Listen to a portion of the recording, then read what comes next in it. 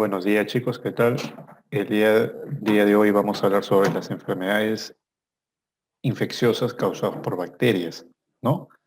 Ahora, recuerden pues que las bacterias pertenecen al reino Monera, son seres vivos.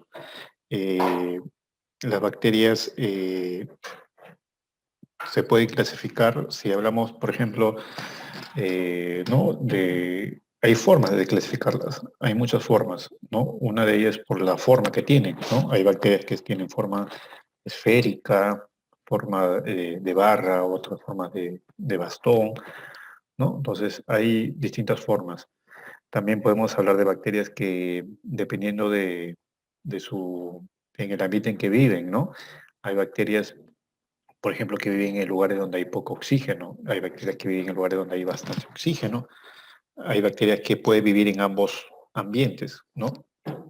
Por eso se habla de bacterias aerobias y bacterias anaerobias, ¿no?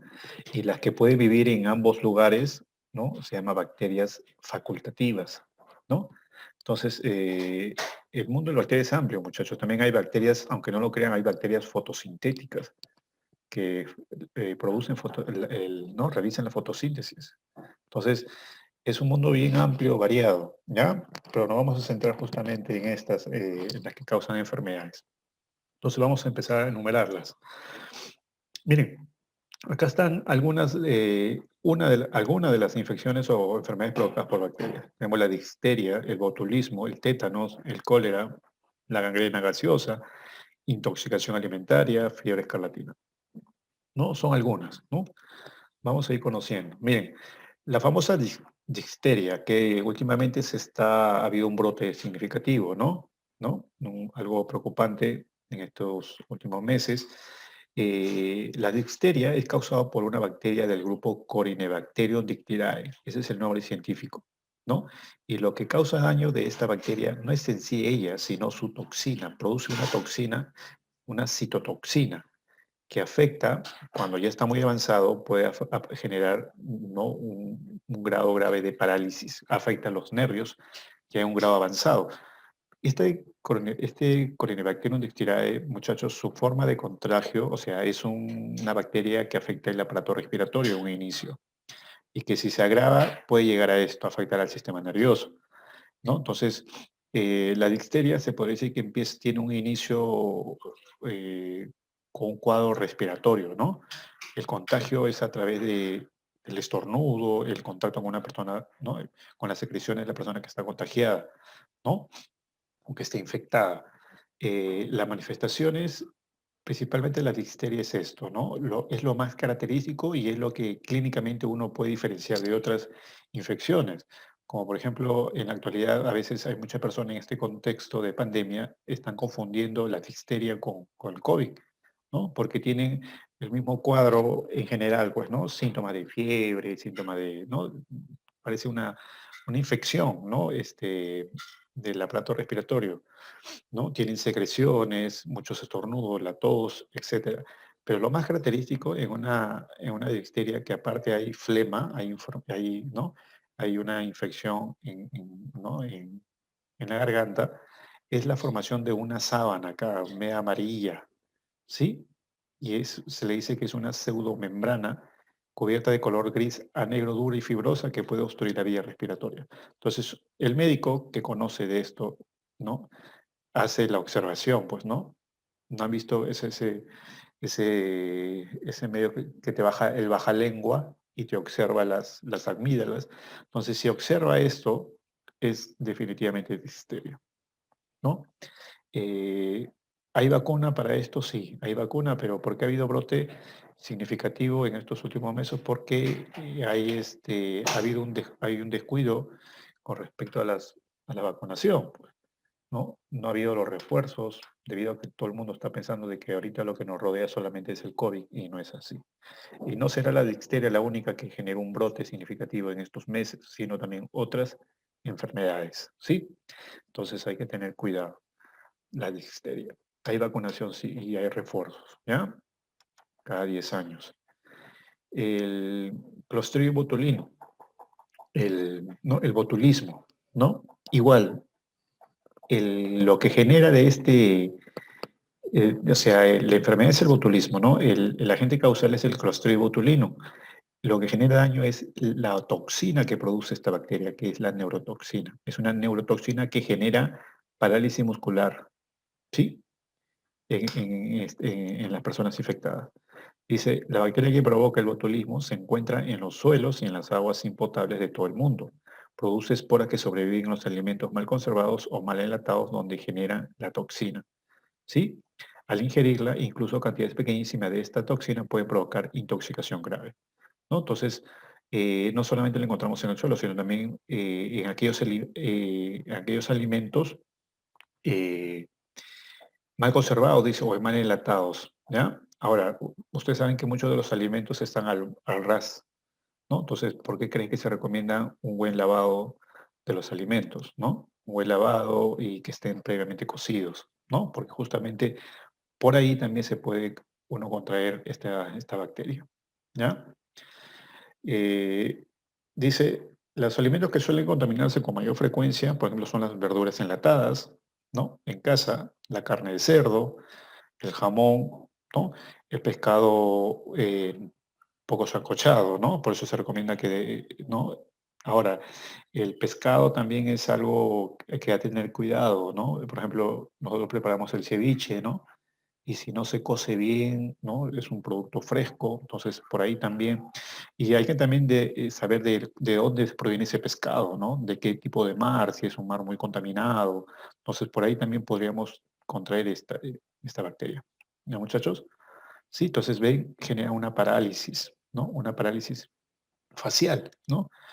¿No? Una parálisis muscular, por ejemplo, en este caso vemos una parálisis muscular facial, ¿no? Del rostro. ¿Hay tratamiento? Claro que hay tratamiento. ¿Sí? El tétanos, muchachos.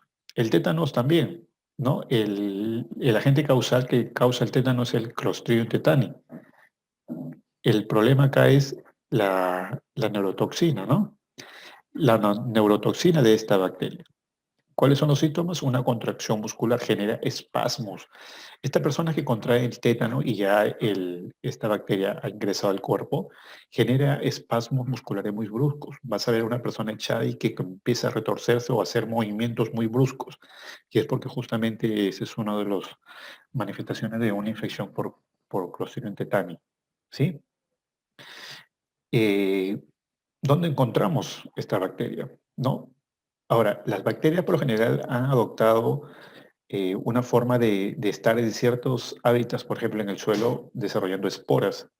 Es como que se capsula la bacteria y está ahí, ¿no? Entonces se aísla del entorno y todo lo que lo rodea no le hace daño, ¿no? Eso se encapsula, forman esporas, ¿sí? ¿Dónde podemos encontrar estas esporas? En el suelo, en las heces y en los dientes de algunos animales, ¿no?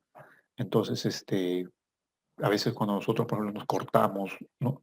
Con un, con un instrumento oxidado, por ejemplo, un vidrio que ha estado en la intemperie, ¿no? Entonces, por ahí también podemos contraer el tétanos. ¿Hay vacunas? Claro que hay vacuna. Sí, hay tratamiento para esto, pero hay que tener mucho cuidado. Ahora, ¿cómo entra, profesor? O sea, por el corte, pues, ¿no? Por la herida que uno se genera y por ahí entra el tétanos. ¿Sí? Este clostridio. Por el suelo, por las heces y por los dientes de algunos animales. Algunos animales también lo pueden, ¿no? Transmitir, ¿no?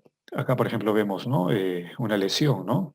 Esta es una herida, parece una mordedura, y por ahí también, ¿no? Genera, ahí ingresa el Clostridium tetani. Dice, las esporas liberan bacterias activas que se diseminan y producen una toxina, ¿no? Que es la tetanoplasmina, que es justamente una neurotoxina que afecta, dice, el cual bloquea las señales nerviosas de la médula espinal a los músculos, causando espasmos musculares intensos. ¿Sí? Entonces vas a ver a esta persona como que se retuerce, empieza a tener movimientos bruscos y descoordinados. ¿Sí? Entonces ya es cuando el tétano ha infectado de una manera severa, ¿no? En un inicio, pues no hay esa sintomatología, pero cuando no hay tratamiento en el momento adecuado, empieza a afectar más notoriamente al sistema nervioso, ¿ya? Hablemos del Vibrio cholerae, el cólera, ¿no? El cólera, muchachos, acá lo que Este vibrio, esta bacteria, el, el que causa daño es su toxina también, se llama enterotoxina, ¿sí? Esta es una bacteria que afecta el sistema digestivo, sobre todo a los intestinos. ¿Qué genera esto de acá? Diarrea y vómitos. Entonces, esta persona está con diarrea y vómito constantemente. Entonces, muere si se no recibe el tratamiento adecuado, puede morir por deshidratación. O sea, vomita, hace, ¿no? Heces líquidas, ¿no? Entonces va perdiendo líquidos, sales, y esta persona, si no recibe una hidratación en el momento, puede morir. De eso puede morir, deshidratado. ¿Sí?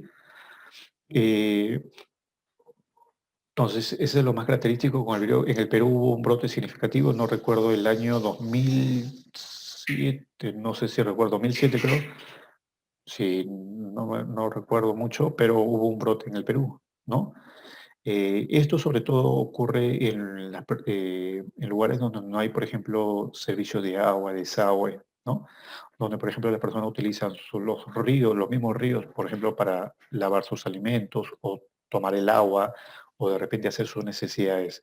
Entonces se hace todo un ciclo vicioso, ¿no? De contagio, ¿no? Entonces, sobre todo en esos lugares, ¿no? Donde no hay servicio de agua y desagüe. Entonces, esto puede aparecer de manera notable, ¿no? La bacteria del cólera libera una toxina que causa aumento de la secreción de agua de las células en los intestinos, lo cual puede producir diarrea intensa, ¿sí? El cólera ocurre en lugares en condiciones sanitarias deficientes, en lugares donde hay hacinamientos, ¿no? Bueno, en época de guerra, ¿no? Dependiendo, ¿no? Las personas contraen a la infección cuando ingieren agua o alimentos contaminados, muchachos, ¿ya? Esa es la observación, ¿ya? Bueno, esto de acá es una bacteria también, el Clostridium perfringens, ¿no? Este Clostridium perfringens, muchachos, afecta principalmente los glóbulos rojos, ¿no? ¿No? Hay una disminución, hay una hemólisis, destrucción. Esta bacteria destruye glóbulos rojos, ¿no? La gangrena gaseosa, una afección poco común que es causada con mayor frecuencia por una bacteria llamada Clostridium perfringens, la gangrena gaseosa, muchachos. Sin embargo, también puede ser causada por los estreptococos del grupo A. El Staphylococcus aureus y el Vibrio son varios tipos de bacterias que pueden generar esto, la gangrena gaseosa, que afectan principalmente los glóbulos rojos. Miren acá, ¿sí? Esta es la gangrena, ¿sí? Se presenta de manera súbita y por lo regular ocurre en el mismo de un traumatismo, en el mismo lugar, claro, donde hay una lesión o hay una herida, ¿no? Aproximadamente de 1 en 5 casos ocurre sin un factor irritante. Los pacientes que están en mayor riesgo para esto generalmente tienen una enfermedad vascular, diabetes o cáncer al colon. Principalmente la gangrena gaseosa, muchachos, se puede decir que es una infección oportunista, pues porque se les presenta mucho a las personas, por ejemplo, con diabetes o que tienen un problema de varices o que tengan un problema de la formación, ¿no? Con formación de coágulos que obstruye la circulación de la sangre, ¿no? Por los vasos sanguíneos. Entonces, si una persona, por ejemplo, ¿no? Usted sabe que los diabéticos generan el famoso pie diabético, ¿no? Por ejemplo, no cicatrizan sus heridas con facilidad. Entonces, una persona que tenga una herida abierta acá, expuesta a la intemperie por mucho tiempo, puede estar susceptible a cualquier tipo de infección bacteriana. Y la más frecuente que se presenta en este tipo de personas es esta, la infección por Clostridium perfringens, que genera una gangrena. ¿Qué genera esto? Esto es una infección que empezó en una determinada zona, ¿no? Y que luego va aumentando, aumentando, aumentando, generando muerte de células y de tejidos, ¿no? Y esto va aumentando, aumentando. ¿Sí?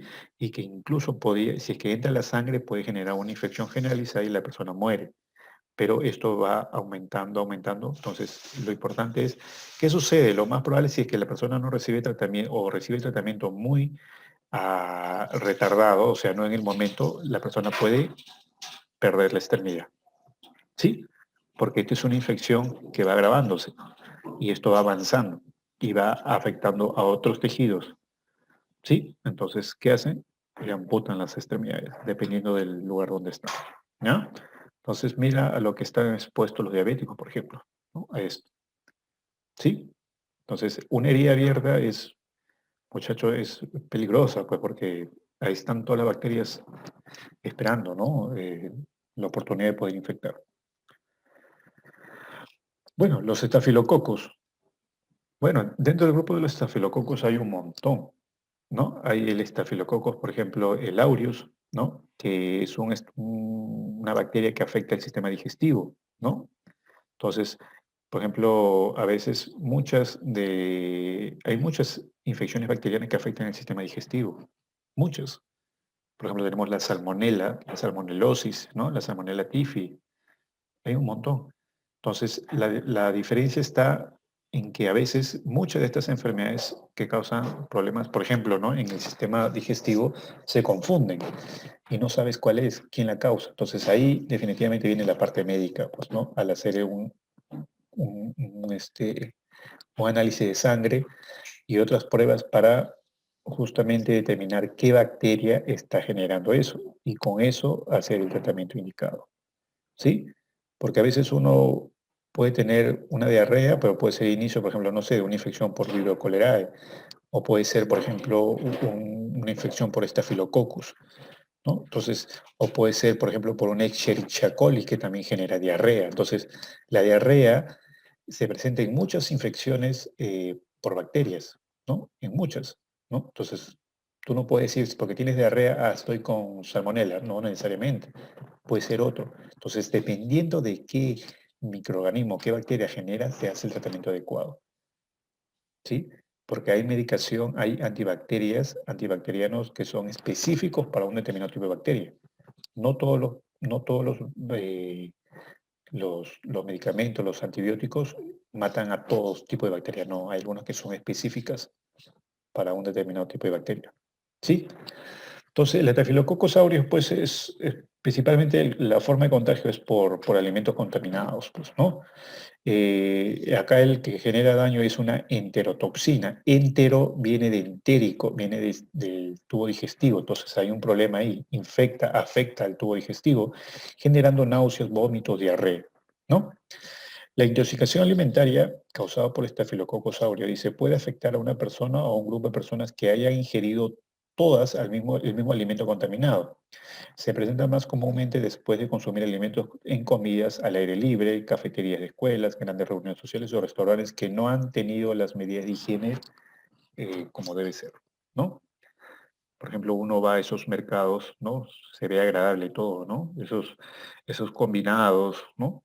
Entonces, a simple vista atrae, pero tú no sabes cómo ha sido el proceso.